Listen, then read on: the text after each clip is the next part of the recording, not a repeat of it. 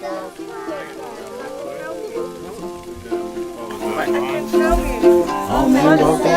one who lit the fire.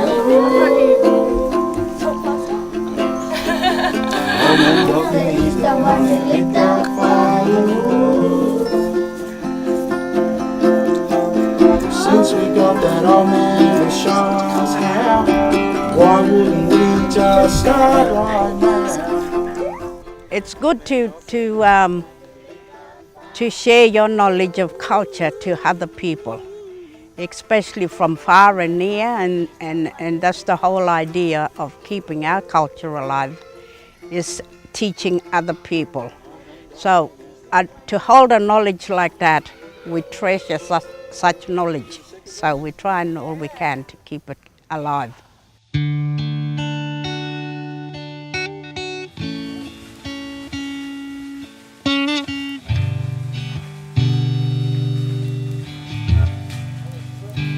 This year we're having the 8th Indigenous Fire Workshop for Cape York. We're doing a lot of traditional fire method burning out on country, and this week has been very important for our people here in Wujal, and especially our rangers, our local Jabalbina rangers. It's an opportunity for our people to showcase the beautiful country that we have and also learn off each other in terms of traditional fire methods. Our culture is very strong in this area, and we want to share that with all our visitors that's here for the fire workshop this week. Being on country and reading country and applying fire and looking after it is connection to country, and that is how people rebuild their culture and rebuild their knowledge of the land. And it's so important because it's connected to songs, it's connected to dance, it's connected to everything culturally that makes up the Aboriginal culture of Australia.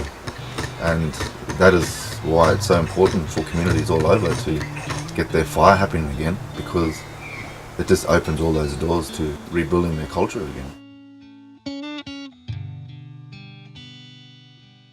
I wish my old people was here to see. A lot of people come and visit this bubu, because this bubu always we miss that. But today I got my old people sitting down here, and this is our grandfather's land. My grandfather and my 4 cousins, their grandfather. Burning country, we use it for, smoking ceremony, getting rid of bad spirits, all that sort of stuff. It's a cleansing agent as well, so the fire has energy of its own, and it's important that we continue to use this traditional method. Fire has been a part of Indigenous culture for a long time in terms of land management and conservation. My experience with fire management is basically through the experience of having Victor come down to our properties. The possibility of being able to burn back on country just seemed so far away before that opportunity arose. We just didn't know where to start, where it would head, but he provided us with that information and the strength to know that we can probably go through with this, and which has blossomed since then. We've been able to organise more burns on the properties. We've put in for applications to burn, and we're getting property holders that are adjacent to our lands interested in getting us to burn their lands too. So it's exciting.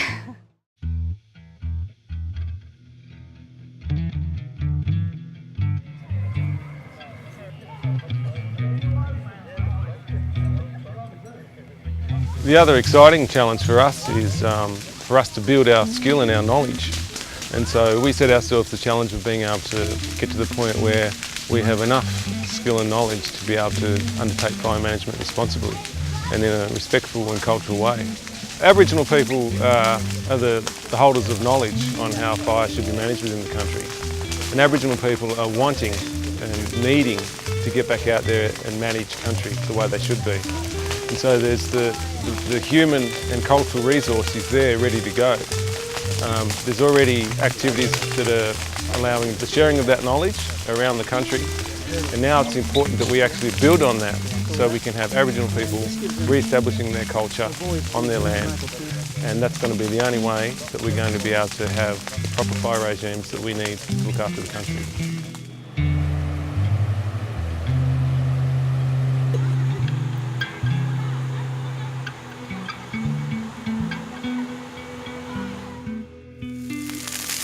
Very heart feeling. Like it's something that you feel that the elders would be happy with. That they're bringing tradition back to land and doing it properly, trying to get the nature balance in harmony, 50-50 rather than devastational way.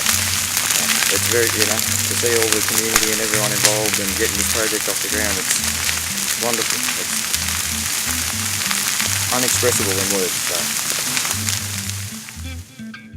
Yeah, it's been quite special actually to be involved with everyone from around the country and just learning from all the different states and what they're doing and how they're bringing lost culture back into their communities.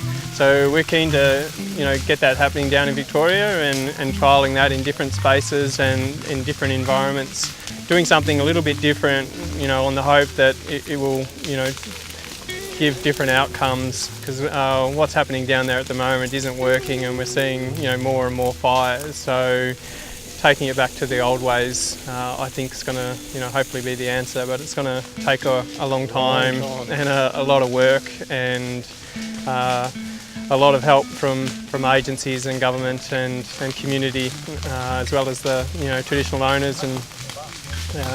But it's going to be good. It's going to be worth it.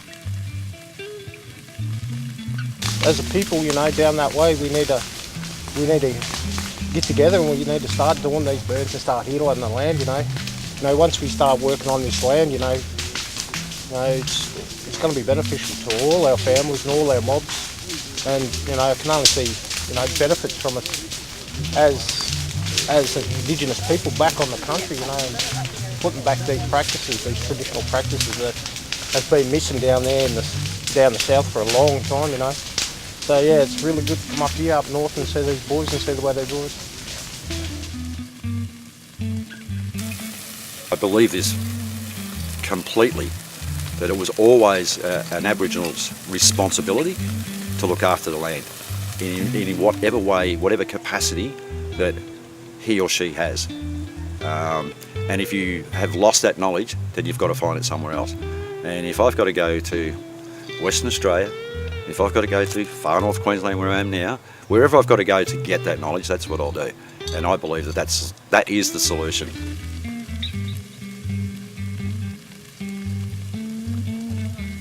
You can't just pick this knowledge up and learn it out of a book. You have to practice it, and that's something that the old people had taught me. You have to actually earn the knowledge, and you have to be respectful of it. You have to recognise whose knowledge it is. You have to give something back, so you have to have that reciprocity.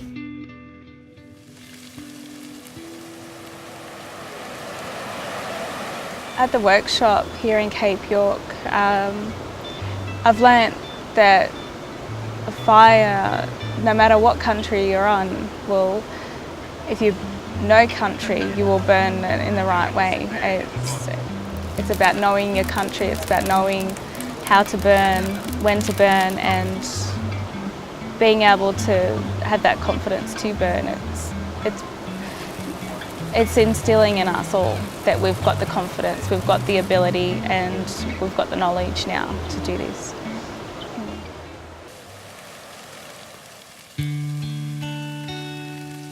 We need to respect that Aboriginal traditional knowledge is the primary knowledge on how fire operates in the country. So if we can have a situation where that knowledge is respected alongside Western knowledge, in fact probably over Western knowledge in implementation of fire regimes, then there can be that trust put within the Aboriginal community to undertake that knowledge. And until that happens, we're going to be in a situation where the current fire management practices in the country which aren't working will prevail, And the management practices which have been working for thousands of years and are the only ones that we have that know work will be left out in the cold. And so until that's reversed, we'll have the ongoing problem we have.